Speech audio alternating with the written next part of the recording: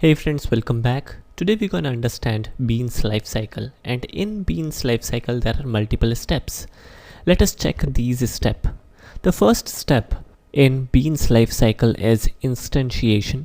Then moving forward, Spring will populate the properties which would be associated to the bean later down the line. Then definitely Spring will set the bean's name, and then it will set the bean factory so that we can generate the object based on the bean.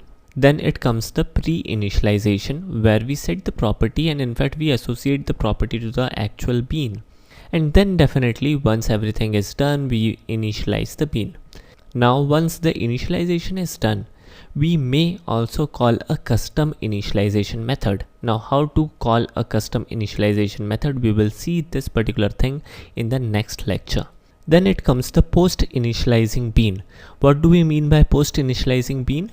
Once we have initialized the bean, then we are calling the custom initialization object. So whatever changes or whatever initialization is done by this custom method would be included to the current bean by this particular step, whose name is post initializing bean. And once everything is initialized, the bean is ready for use.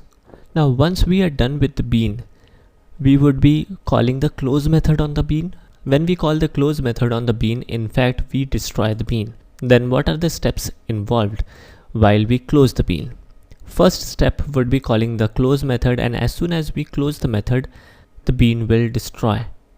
Moving forward, if we also define the custom destroy method for the bean, then finally the destroy method of the bean would be called. So this is a high level life cycle of bean, and in the next lecture we will talk more about this destroy method and initialization method, and we will actually check how to call and declare these custom initialization and custom destroy method in the forthcoming lecture.